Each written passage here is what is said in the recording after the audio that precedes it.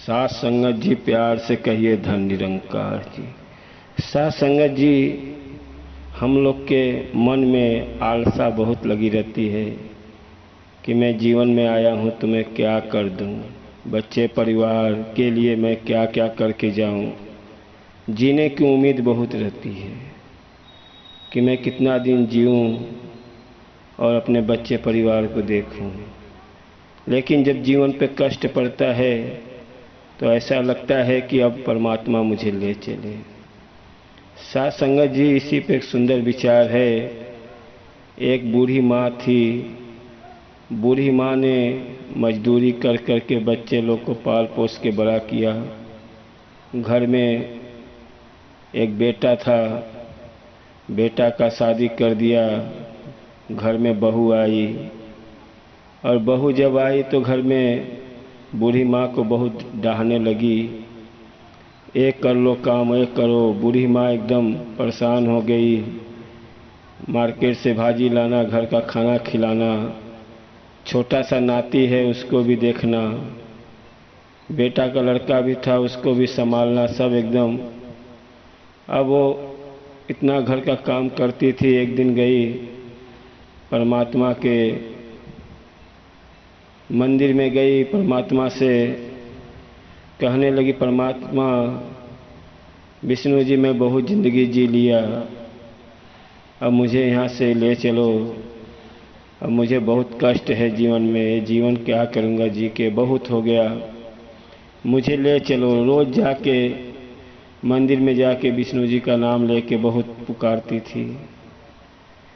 विष्णु जी रोज़ सुन सुन के एक दिन यमराज को बोले, यमराज जी जाओ जरा, एक बूढ़ी माँ बहुत दुखी है, वो जीना नहीं चाहती है, उसका कष्ट मुझे नहीं देखा जा रहा है, जाओ आप उसको उठा ले आओ। बूढ़ी माँ मंदिर में बैठ के रो रही थी, तभी वहाँ पे यमराज जी आ गए। बूढ़ी माँ से बोले, बूढ़ी माँ आओ, तुम्हारे दुख का कष्ट दूर कर देता हूँ, मैं आपको लेने आया हूँ, मुझे विष्णु जी ने भेजा है, जाओ लेके आओ। जब कहते हैं, जब सामने यमराज जी खड़े हो गए, मौत सामने खड़ी है मेरा आत्मा ले जाने के लिए। अब आलसा, बूढ़ी माँ का आलसा बढ़ने लगी। यमराज जी, मैं जाना तो चाहती हूँ, लेकिन थोड़ा कष्ट है जीवन में, लेकिन मैं सोच रहा हूँ मेरे नाती बहुत छोटे छोटे हैं, उन लोग से इतना लगाव है, एक दिन नहीं देखती हूँ तो बहुत रोने को आता है, ज़रा उन लोग को बड़ा कर दूँ फिर मैं चलता हूँ। अभी बहुत बहुत डाहती है, लेकिन बच्चे का मोह है, नाती का मोह लग रहा है, ज़रा बड़ा हो जाने दो फिर चलता हूँ। यमराज जी चले गए। जब बच्चा बड़ा हो गया तब यमराज जी को फिर याद आया कि बूढ़ी माँ ने बोला था बच्चा बड़ा हो जाएगा तब मैं चलूँगा। फिर यमराज जी आए। फिर आने के बाद बूढ़ी माँ से बोले कि बूढ़ी माँ अब चलो, अब आपके नाती भी बड़े हो गए हैं। तब बूढ़ी माँ ने बोला, यमराज जी अभी नाती बड़े हो गए हैं, लेकिन मैं सोच रहा हूँ उन लोगों का शादी हो जाए तब मुझे ले चलो, अभी थोड़ा सा और रुक जाओ, जैसे इतना दिन रुके थोड़ा और रुक जाओ, ज़रा इन लोग का शादी ब्याह कर दूँ फिर मैं चलता हूँ। यमराज जी फिर चले गए। नाती पोता, नाती का शादी हो गया, घर में नाती की बहू, नातिन आ गई, बहू आ गई।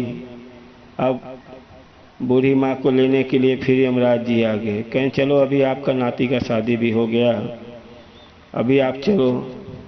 कहें अभी अभी तो आई है, नाती का शादी हुआ है, ज़रा मेरा सेवा भी नहीं हुआ, थोड़ा जी भर के देख लेने दो, छोटा का बच्चे हो जाने दो, ज़रा उसका बच्चे का मुंह देख लूँ फिर मैं चलता हूँ।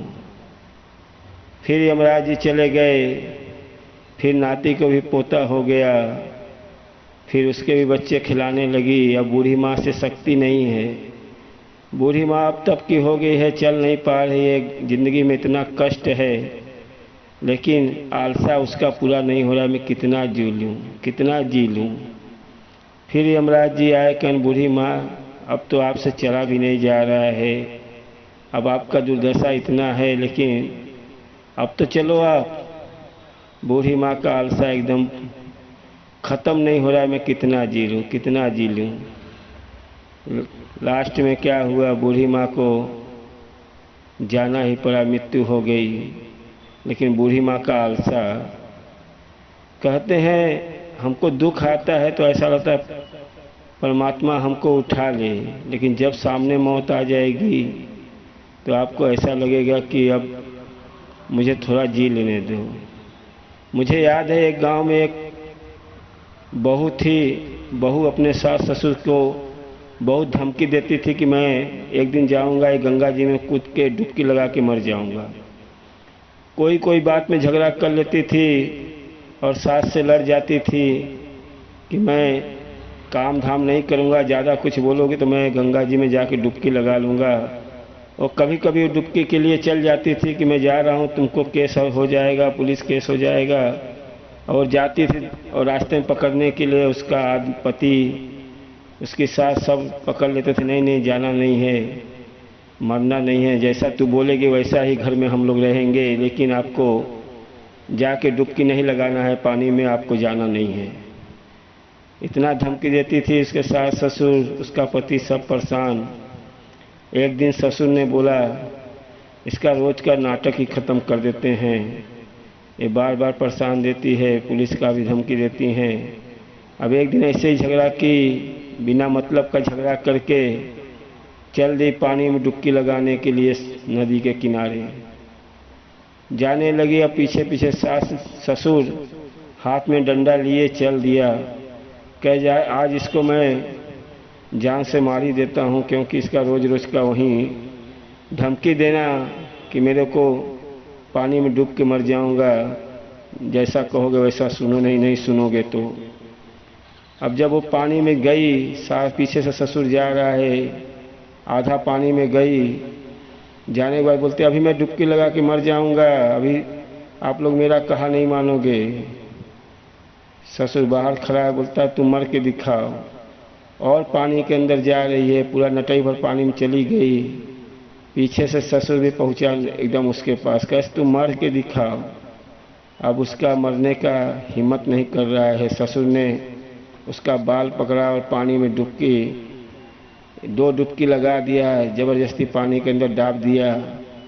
और बहू ने अफनिया गया एकदम कि मेरा जान निकल जाएगा, लगी रोने, मुझे छोड़ो। कहीं नहीं, तुम मर के दिखाओ, मरना इतना आसान नहीं होता है, कहने की बात है। बोली आज के बाद तू बोलेगी मैं डुबकी लगाऊंगा। बोले नहीं ससुर जी माफ़ करो, मैं नहीं मरना चाहता हूँ, मैं जीना चाहता हूँ, मैं धमकी दे रहा था आपको। कैसे नहीं, तू आज मर जा, देखता हूँ मेरे ऊपर क्या होता है। ससुर ने पानी में दाब के रखा बहुत देर तक, एकदम वो बहू छपटिया गई, बोली हाथ गुल्ले जोड़ने लगी, कहीं नहीं मैं आज के बाद सुबह उठूंगा, खाना बनाऊंगा, सब कुछ करूंगा। तो कितने लोग धमकी देते हैं मैं ऐसा करूंगा, लेकिन जब मौत सामने आती है तब समझ में आता है कि मौत कैसा लगता है।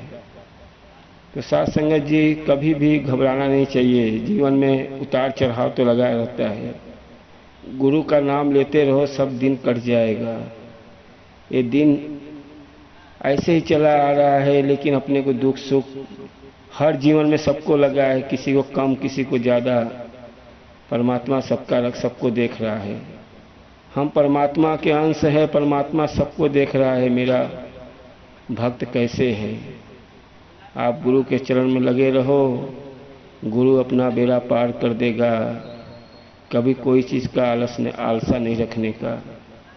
परमात्मा जो भी करेगा अच्छा करेगा और अपना जीवन अच्छा रखेगा। साथ संगत जी प्यार से कहिए धन्य निरंकार जी।